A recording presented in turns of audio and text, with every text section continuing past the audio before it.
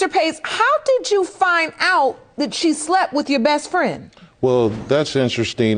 We were actually in a heated argument at the time that it occurred, but it kind of just got blurted out to me that Mr. Randolph could be a potential father for Prince. Wait a minute. So you're in a heated argument as a couple, and just out of the blue she yells, and by the way, your best friend could be Prince's father? Correct. It was very emotional for me, being that it's my best friend and this is my woman. Understandably.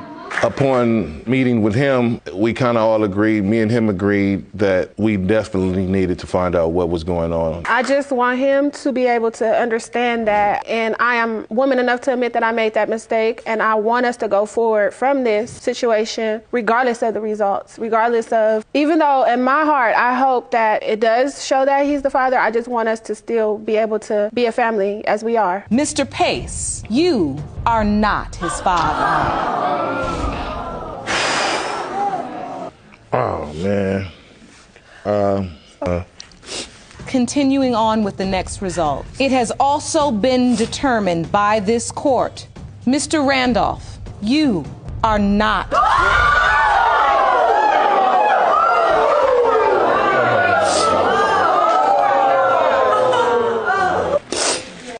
She said she was womanly enough to admit her mistake, but not womanly enough to know who the father of her own kid is, and seriously expected him to accept what she did and move on from it, like nothing happened.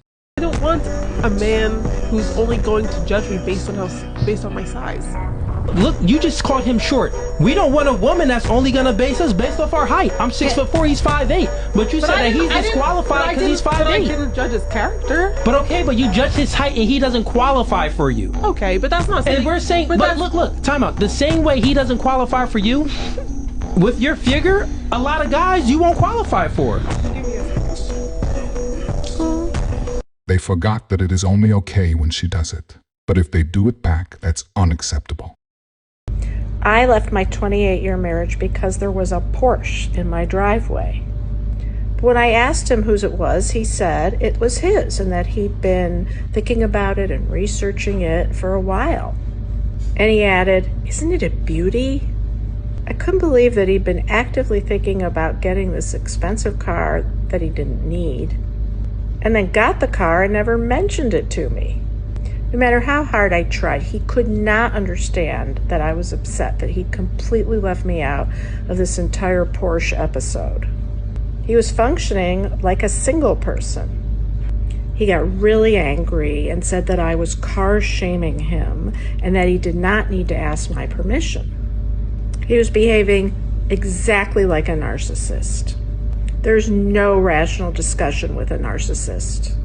You can't have any needs or feelings when you're with a narcissist, and you certainly can't disagree with them. I recognize that it's going to be impossible to have any sort of meaningful connection to a narcissist, so I left the marriage. I am so much happier being able to express my feelings and opinions now. Follow me for tips on how to get out of a bad relationship and move on to lead your best life. That man got a brand new Porsche, and his biggest problem saw itself out the door right after. This is probably the happiest he's been in 28 years. Good for him. When do you think you're gonna hit your wall realistically? Oh, like I literally have glowed up every single year. Like every month I get hotter, so I don't believe in a wall. I think that's probably like 55. Okay. What do you mean wall? It's all Explain mentality. Like unfortunately, like when you're hot, you get so much more power. It sucks, but it's the truth. Wall as in fertility window dies down, your looks fade, stuff like that. Okay, I feel like 37, almost 40. I feel like the stigma is like 30. It's like when girls are supposed to be like, like you have to settle down. Woman, like I don't base my worth on my fertility, so I think that probably like 60, even 70. One could argue that a woman's most prized possession is her ability to reproduce, though. Because I have a successful job in the business intelligence industry and I make my own money and my happiness doesn't stem from having children. They say that now, but as we have seen on my channel time and time again, they always end up regretting it and wish they could go back and have kids. If you are broke, you should not be dating. Okay, I wonder if that applies to women as well as men. I'm not saying if you're broke, you're not worthy of love and happiness. Well, that's good, because that would be a very classist mentality. You're just not worthy of me. No, so this is a pay-to-play kind of thing, is it? Just kidding. You need to focus on yourself. Broke guys are usually the most insecure guys on the planet. I swear to God. Oh, I don't know about that. I'm pretty sure they're very happy and secure in the fact that they don't have to worry about dating someone who's only after their money. It's not necessarily their fault. Oh? Because as a society, we have prided men and we have made their self-worth contingent on how much money they make or their profession. As a society, is it? Well then, it seems like some women are doing a great job of perpetuating that. The broke men, they walk around with a chip on their shoulder. Is anyone else wondering what they actually consider to be broke? If you don't like your circumstances, try to do something about it. Don't be mad at everyone else. Especially not me. What the fuck? What did I do? Well, one is perpetuating the idea that men aren't worth dating unless they make a certain amount of money every year, which is really no different than men saying that they won't date a woman unless she looks a certain way. But yet, lots of women find reasons to get mad at that. There's one thing you got to admit that women are really good at.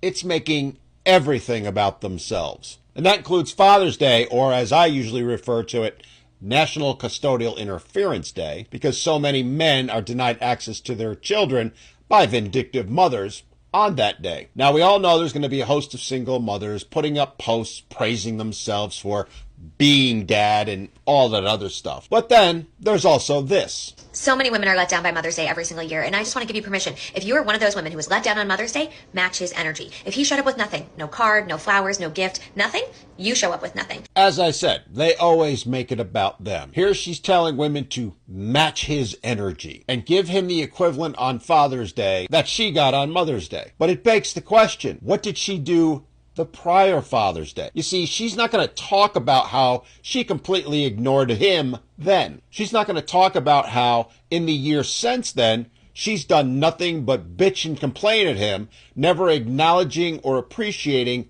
a damn thing he's ever done. Let's forget Father's Day. Let's just ask every man out there, when was the last time the woman you're in a relationship with showed you any appreciation, gratitude, or acknowledgement at all? The truth of the matter is the majority of men will tell you the answer is never, or it's happened once or twice in the entire relationship. And good luck finding women who will acknowledge that that is indeed the case, that they have never shown any appreciation. Because to a woman, they will all claim they have, when the reality is they haven't. Because as we all know, no matter how hard a man tries, no matter how much a father does, women will always say it's nothing more than the bare minimum. And gentlemen, it's time we stop tolerating that. It's the soft guy era. If they're not going to treat us like the kings we are, then we should indeed, as this woman says, match their energy.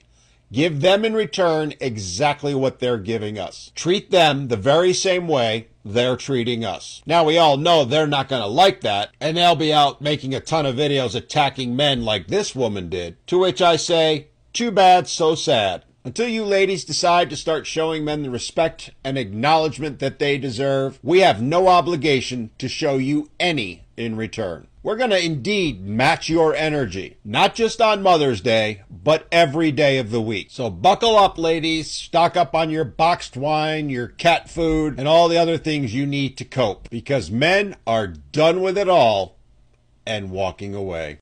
If you enjoyed this video, I promise you'll enjoy this next video. I will see you there.